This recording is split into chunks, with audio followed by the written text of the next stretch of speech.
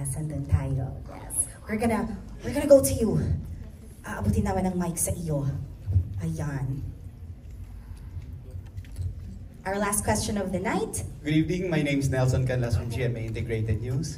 I think everyone should watch this because ako, kahit na medyo matagal na ako sa industriya, marami ako natutunan sa inyo tonight. Ang ganda. Congratulations sa inyo. Salamat po. But you know, as an observer for the longest time, yung sinabi nyo na the next era, it's something exciting and scary for me. Kayo, kung kayo yung tatanungin, ano yung next era para sa inyo? Gusto ko lang po sabihin din, I agree talaga po na sinabi niya. It's something exciting and scary. Pero from the very beginning, doon naman naglalaro ang SB19 eh. Kasi sa totoo lang, buhay naman kami sa Philippines eh. Bakit pa namin kailangan lumabas para makipagsapalaran? Parang lahat mag-i-invest ka, hindi mo alam kung may manonood sa'yo, hindi mo alam kung talagang pupuntahan ka ng mga tao, makikinig sa music mo. Pero ginagawa namin siya kasi mahal na mahal po talaga namin ginagawa namin. And hindi kami mapipigilan ng unknown, hindi kami mapipigilan ng walang kasiguraduhan kasi from the very beginning, sigurado kami sa gusto namin gawin. So, yun lang po, palaging push forward. Kung ano man yung maisip namin, pagtutulungan namin, kasama namin yung team namin, and kasama namin mga supporters namin na 18. Pero whatever the unknown is, wala yun, walang makakapigil talaga sa amin. Kasi po, yun, mahal na mahal po namin ginagawa na. Yes po. Sigurado ko lang din po, di ba? Parang, would you rather have a boring life or an exciting but scary life? So, doon na lang po. Gandang question from Josh. And so, totoo nga, tama, thank you Sir Nelson, thank you for that question. And totoo po yung inyong observation na we're all very excited for the next era of SB19. And in fact, even now that they're doing their own thing, di ba? May mga solo na in-explore, and now may na-mention na may collaborations upcoming. Meron ba tayong date for the next era ng SB19? When will we see the next era of SB19? Sa totoo lang po, yan yung scary question. Ayun yung scary po na tinutukoy ni Sir Nelson. So, hindi pa alam. Well, Scary po sumagot. very soon. Yun lang po masasabi namin, very soon. Yeah. Meron lang po kami mga tinatapos, syempre na mga na ginagawa. And Yes. yung mga nasimulan na syempre and na plano na po beforehand. So pagkatapos po nun, mas ma-expect po nila na ayun na, we'll come back stronger as ever. Wow. Siguro po, masabi ko, yung preparation po na ginagawa namin is sakto dun sa title ng next era. Bumabalik po ulit kami sa simula para mas mataas yung buwelo namin for the simula at wakas. So medyo malalim-lalim po to na preparation. Sure, tama naman po. Hindi, pero yun nga po, parang since this will be the last EP for the trilogy, talagang binibigyan namin ng time yung sarili namin para paghandaan. Kasi katulad nga ng sinabi namin, we always try to top off whatever we have done in the past. And alam ko naman with all the hard work and effort ng team, talagang maibibigay namin yun. Pero hindi namin siya minakadali. Sabi nga lang, di ba, the great art is hindi minamadali.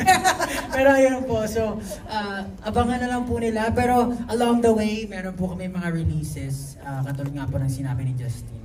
Pero ayun, kami rin po excited na sa simula at wakas. Basta po, pinapatuloy po namin palakasin ang craft namin habang naghahantay po yung mga fans sa simula at wakas. Yes, and you can count on us to keep supporting you.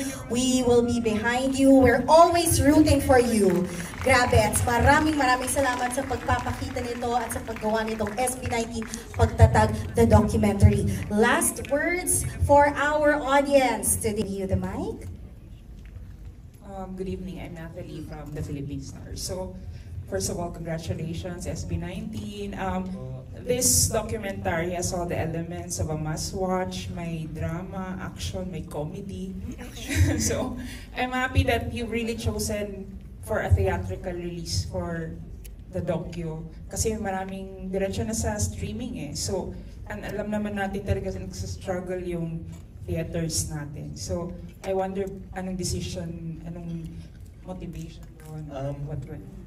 Well, for this kasi, what I wanted to show is really, a long form. Parang something refreshing ba. Kasi these days, content is everything bite-sized, short, right now.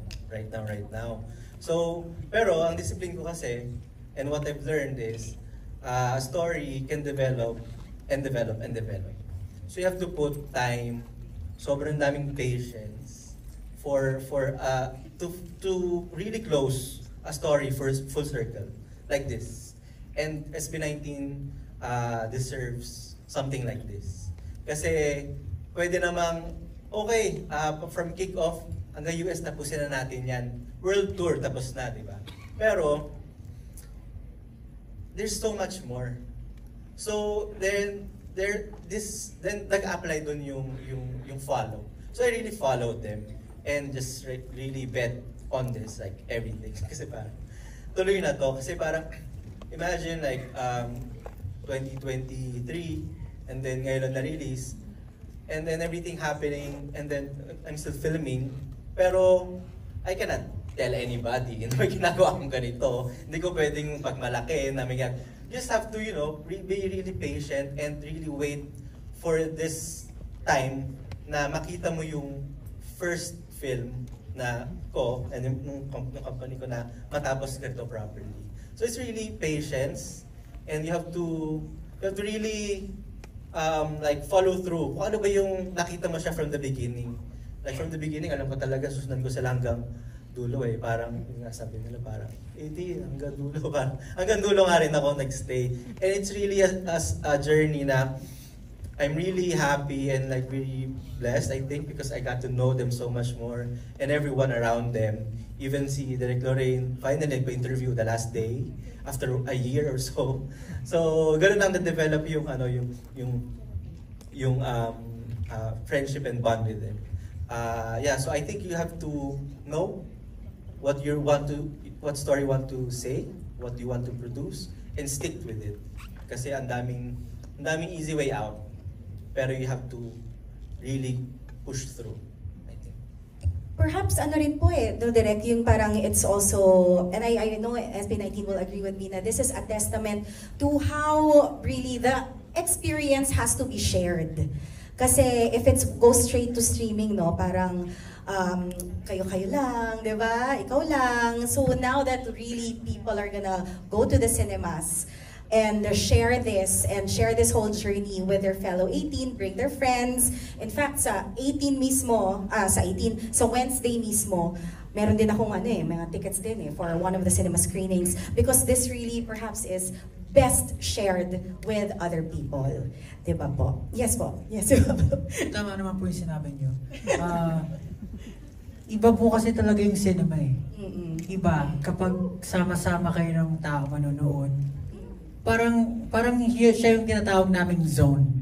Kumbaga, sa zone na yon punong-puno ng passionate people. Yeah. Yung surround sound, everything. Parang pag nagpa-perform kami, gusto namin lights, sound, lahat malinis. So, what better way to showcase a documentary than to put it in a theatrical way? Na talagang yung mga passionate people, gustong malaman yung storya namin, mararamdaman nila yung tunog, makikita nila sa screen yung mga emotion namin, tatagos sa kanila. So, yun po talaga isa sa mga dahilan kung bakit pinush siya na maging theatrical release po. Yes. Thank you. Thank you for sharing that and thank you for that question. Really wonderful. And so, room for one last?